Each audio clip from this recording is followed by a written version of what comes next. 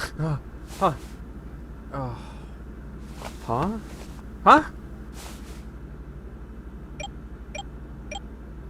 What the fuck?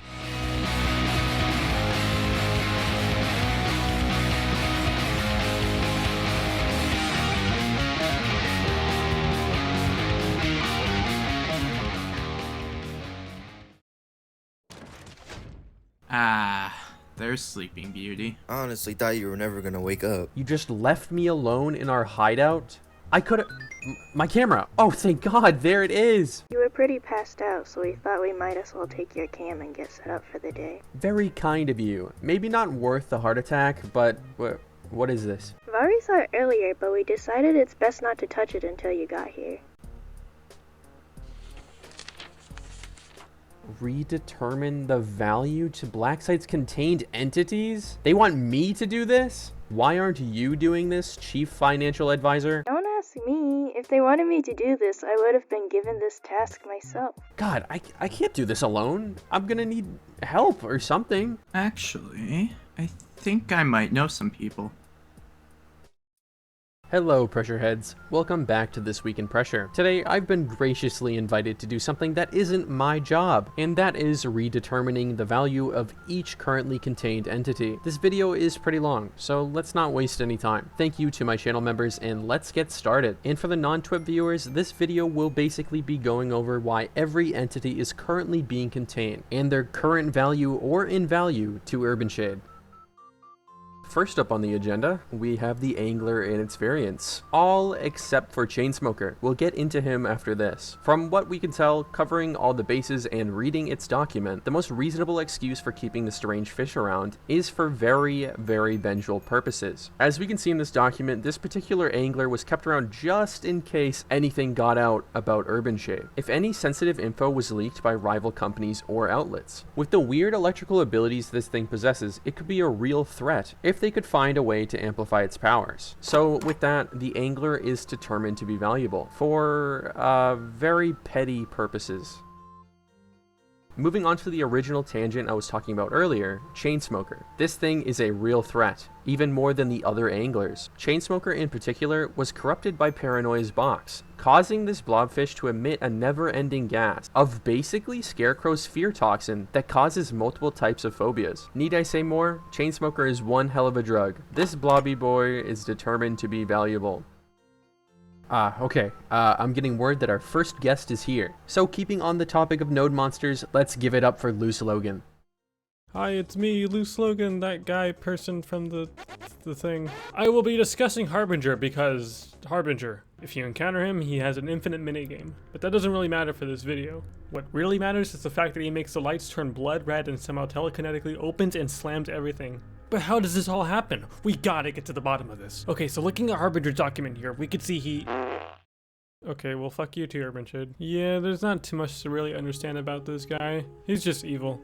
And maybe a little attractive. What? It's not like URBANSHADE could extract telekineticness from an already unbelievably hostile and dangerous entity that would be impossible to capture. That just makes no sense. Because he doesn't actually exist. I was here just to waste your time. I wish I could say I was sorry, because I'm not. Anyway, Harbinger is invaluable, if you couldn't tell already. Thanks for being here, Logan. You can stop staring at me, please. Why do you fucking look like that? Now, we'll be moving on to the Squittles. When first looking at the Squittle, you might think there's really not much to this one. It's sensitive to light, and it makes scary faces. But, reading into the document, we can read that the Squittle actually causes psychoactive trauma to the aggressor, causing paranoia and on even more extreme cases, schizoaffective behaviors. And even further into the document, we can see that URBANSHADE has personally decided to do further testing on the entity, to see if they can extract whatever causes them to be able to give this effect on humans, possibly creating a serum for psychological warfare, interrogation, or possibly medicine. I could see URBANSHADE turning whatever they take from the Squittles into gas and creating some kind of controlled anesthesia or deterrent for weaponry and militaristic uses. And in the case of these entities, if the further tests prove to be successful, URBANSHADE will classify them and contain them for future use. So with that, the Squittles are determined to be valuable.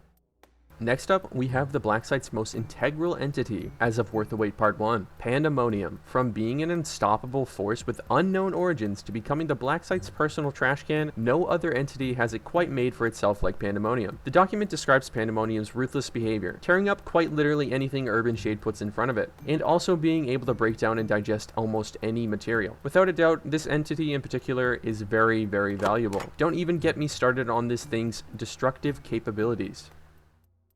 This next one's a twofer, the Vacula Void Mass and the offspring Puddles of Void Mass. Starting off with the puddles themselves, these things have the structural capabilities of withstanding many things. From the document, the void masses themselves can emit a poison that can be used for void tip bullets. And if you didn't know, there used to be void tip sentries that could spawn in certain rooms. If URBANSHADE is able to harness this alien's capabilities for armor or weaponry, who knows how unstoppable they could be. Moving on to the mother of all void masses, the Vacula itself. This thing was able to pump out 5 different versions of void masses within its breach, but 4 of the ones did die almost immediately. But the Vacula itself being able to reproduce is an integral part of keeping the production of void-themed weaponry alive. So both the Vacula and the void masses are definitely very valuable.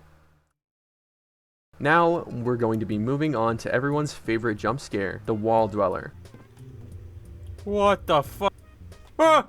What the f- Get away from me! What the f- What is he doing? What the f is he doing? What the f are you doing? Get out of here! One of the most sought after items in Pressure is something that actually comes from this monster, the Wall Dweller chunk. Taking a bite out of this chunk will give you slow healing properties, allowing you to heal over time. URBANSHADE has put forward studies to see if they can take tissue samples from the Wall Dwellers to put towards medical fields. And another thing mentioned in this document is that this entity secretes some sort of acid to be able to mold the walls into their shape, allowing them to hide. If possible, they could use this secretion, possibly making a new type of solution to break down any material. Who knows, maybe they could even control these things to become special ops soldiers. They seem pretty humanoid, so it's not too far off. The Wall Dwellers are determined to be valuable. Weird little freaks though, I don't like them.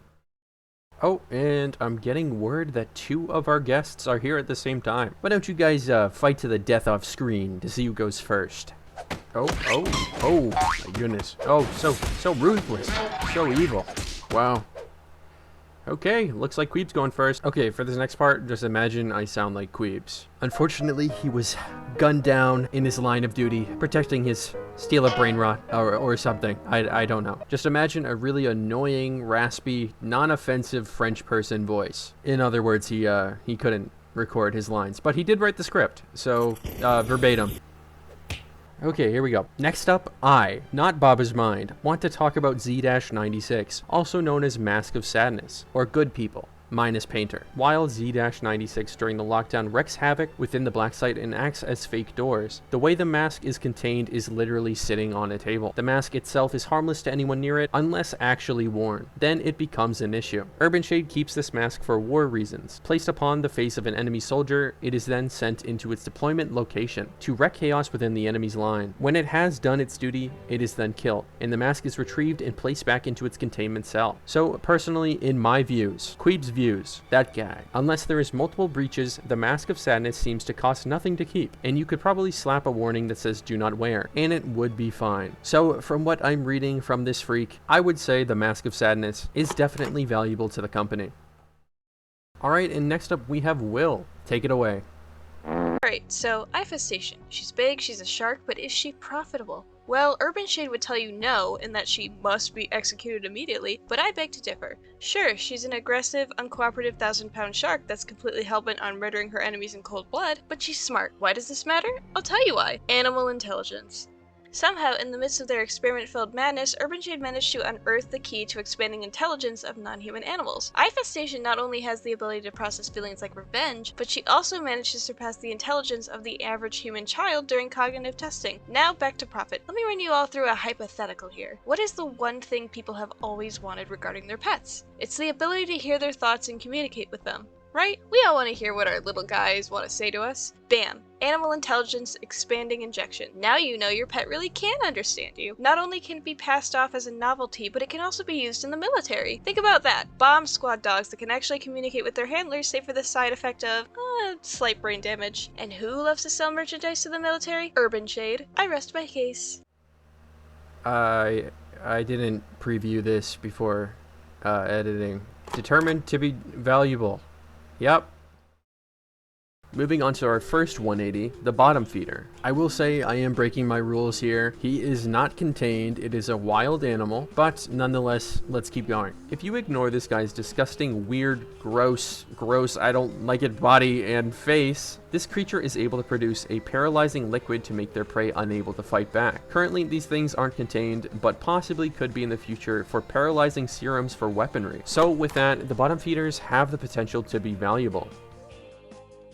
And now we have probably the most integral air source within the entire black site, the Divine. These creatures emit a more clearer and fresh source of oxygen, with some returning employees from the surface saying the air out of the black site felt worse to breathe. Whatever fresh oxygen these things emit, it obviously gives a reason to stay in the black site for longer, especially with workers that can't handle the immense change when leaving the black site. It's almost as if it's an incentive to stay even longer in the black site. Using that information, who knows the manipulation the black site could use for fresher air. Could they potentially get people addicted to fresher air? I don't know. Maybe? It's URBANSHADE, dude. Determined to be valuable.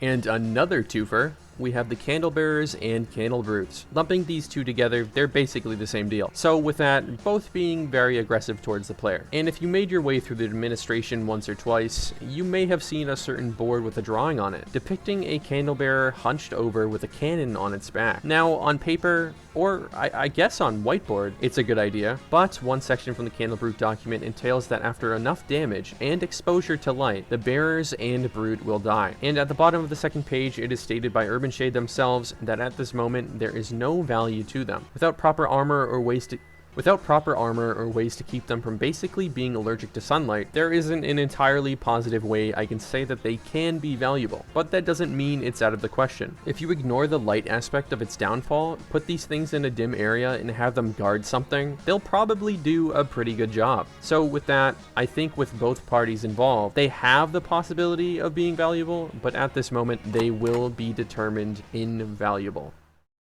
Alright, and our second to last guest, we have Kat. Take it away. Hi, I'm Kat. So I wrote a large portion of the Abomination document, so I like to think he's both my baby in writing and then Zerum's baby in like design for the new version. So I kind of want to divide this between the Voye Americanus species, I probably didn't pronounce that right, and Abomination himself. So with the species, they're valuable in their blood, which when exposed to human tissue gives you a psychological effect where you just like feel good and you feel pretty. So that's like why I wrote the whole thing where they're like covering each other in blood as a sort of like, oh, we're at a slumber party and we're doing each other's makeup and we feel so cute kind of way. So that's like a really good anomalous effect for the whole species. And then when 6 out of the 7 of them died when taken to the black site, because, you know, they culled all of them because they were like, oh, there's this evil crocodile species that's killing a bunch of stuff in the Everglades. And then they're like, oh wait, no, we can use this. So they just had like a bunch of dudes left over. All the ones that died got turned into luxury goods. Kind of like crocodile or snakeskin items like that some very fancy luxury stores will sell. When Zeal Meet the Citrine were first building the lobby remake, I was thinking, you know, there's like that hallway in the bottom where it's like a conveyor belt and you can go to like the Hunted, the Raveyard, etc. It was kind of barren at one point, so I was like, what if we put a bunch of like URBANSHADE posters or advertisements in that section? So I made my own version of like an ad for the handbag, kind of similar to a Birkin that was made out of the Voye Americanus hide. So you've got like these luxury limited edition goods made for a nearly extinct animal, and then you have like the skincare. The thing about the skincare that I think is really interesting is that it doesn't really change your physicals, but it makes you feel good, which kind of just reminds me of how I feel about the skincare industry in general, where there's no actual solutions, but there's this temporary feeling of making you feel good. But nonetheless, because nothing is changing physically, you then can kind of, the results are personalized then to what the person using it thinks is feeling pretty and feeling good. So there's that, and then now with Abomination himself, with all of his new enhancements, he can put out 30 times the rate of blood at the rate of his previous family and friends that are now all dead, rest in peace. So they're bottling this and then they're selling it on the market as cosmetics, so that combined with everything else, this is one valuable crocodile, I would say. This next one shouldn't really be on this list, but we did do bottom feeder, so we might as well do them too. The Searchlights. Currently unable to be contained due to their taxonomy, my personal opinion of this primordial fish is that they really have no actual value to anything. I can't see any part of them being useful in any way. Invaluable. Next.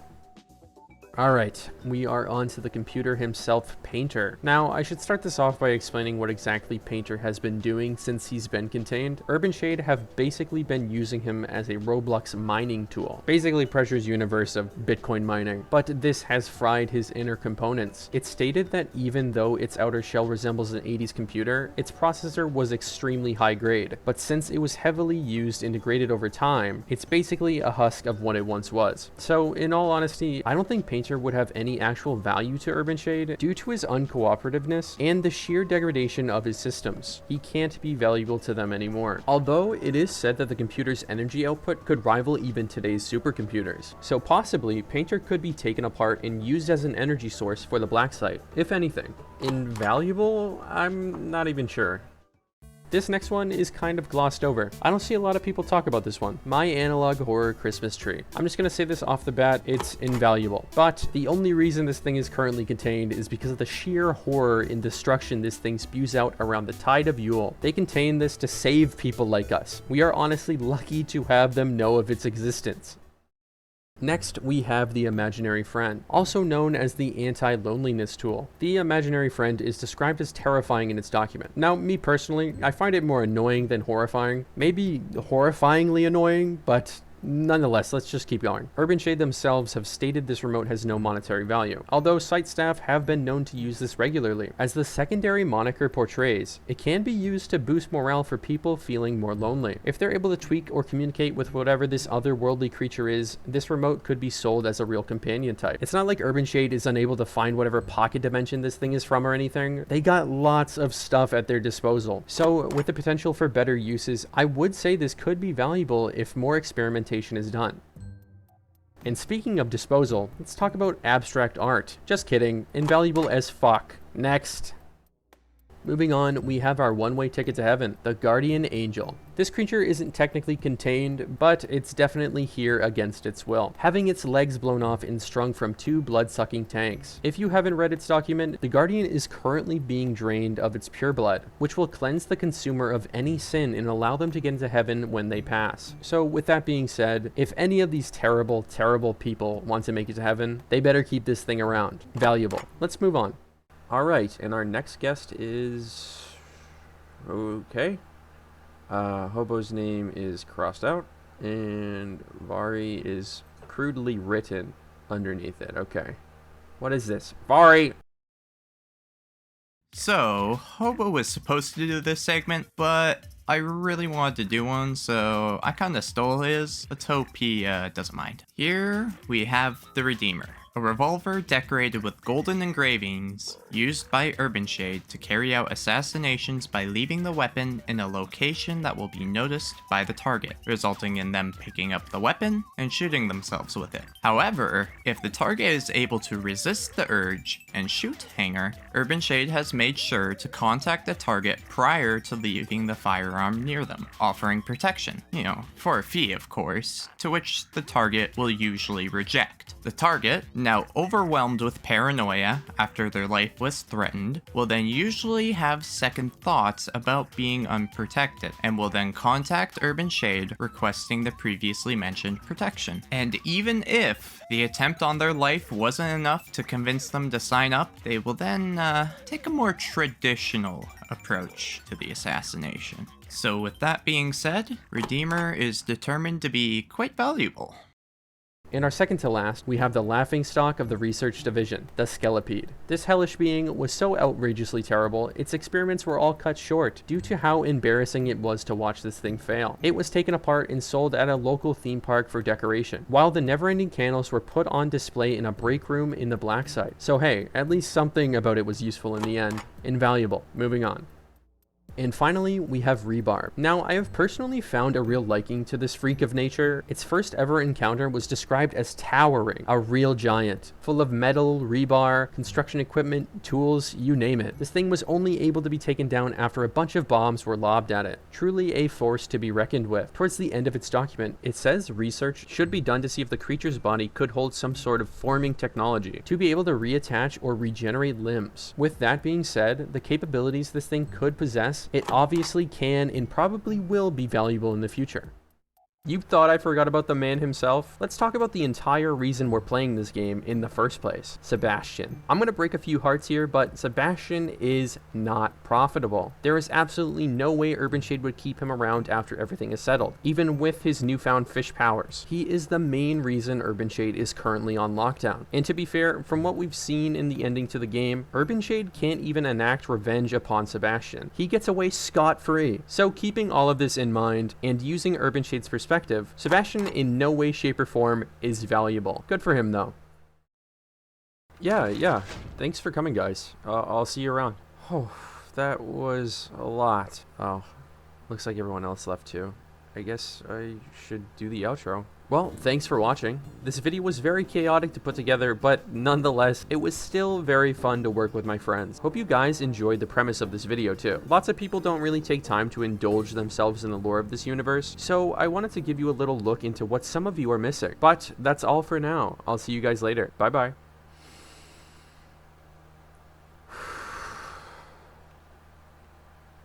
Let's go home, shall we?